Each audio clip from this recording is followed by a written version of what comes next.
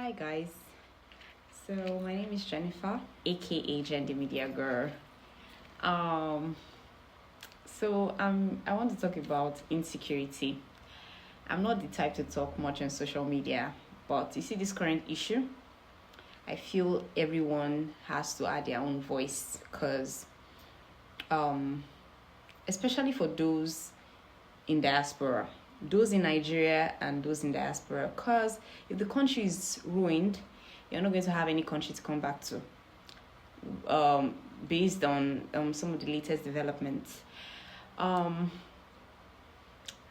looking at children that were kidnapped in Oyo State, Nigeria. I've been looking at some of the videos and pictures, and it brought me to tears because I just was thinking how we got to this point, why the government seems to be quiet. These are kids,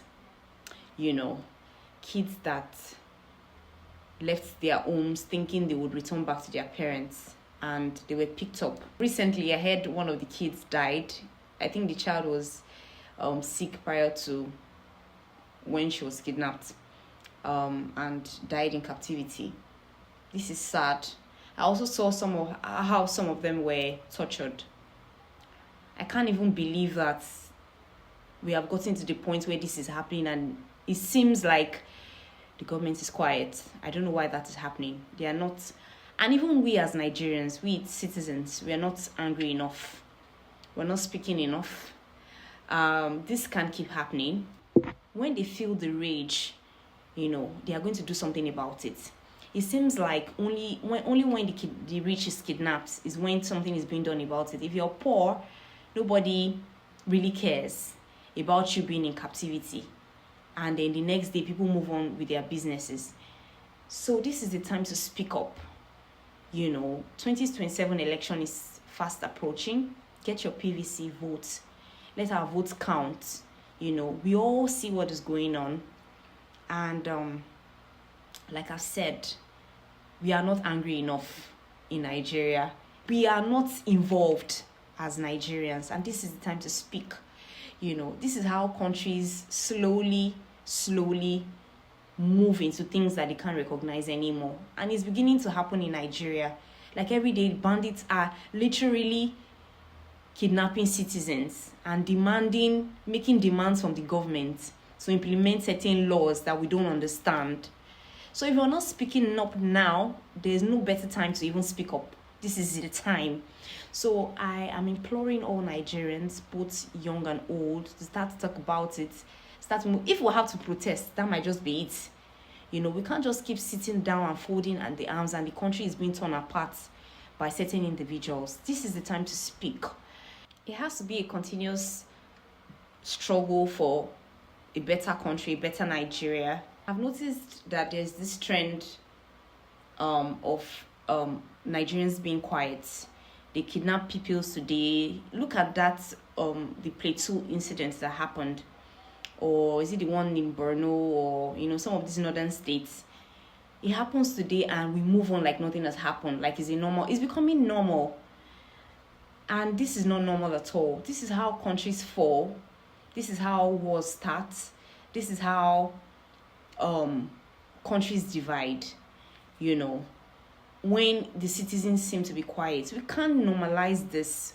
It can't keep happening. These days now, we can't even travel. I was in an event yesterday. It was a public gathering where I had to even lodge with some people, and I remember that the conversation I was having with some of them, they seemed scared. Like, are we even supposed to be in this type of gathering, knowing what is currently happening in the country?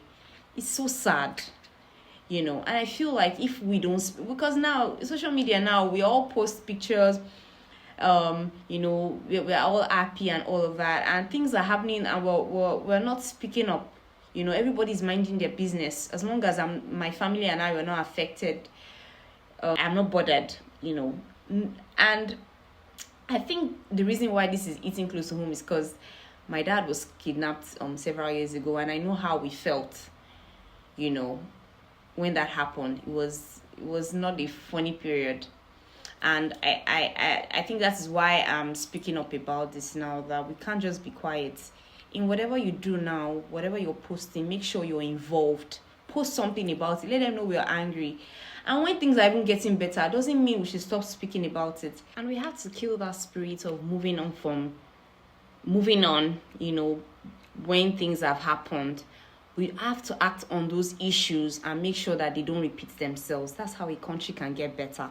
We speak to our leaders, be aggressive about every issue that happens. Let them hear. And social media is the best tool for that. That's the voice we have. Social media has brought so much good, even though it has its downsides, but it's brought so much good such that our voices can now be heard. The Senate president, the president, the vice president can listen to you based on a video you've put out there that is going viral. We have that kind of power. So this is the time to use social media to good use and fix the country by projecting our voices so that the government can know that we're so angry about the current issue going on in the country, basically. 2027 is the time to make sure the right person comes to power. So when you're using your PVC, use it wisely. Thank you.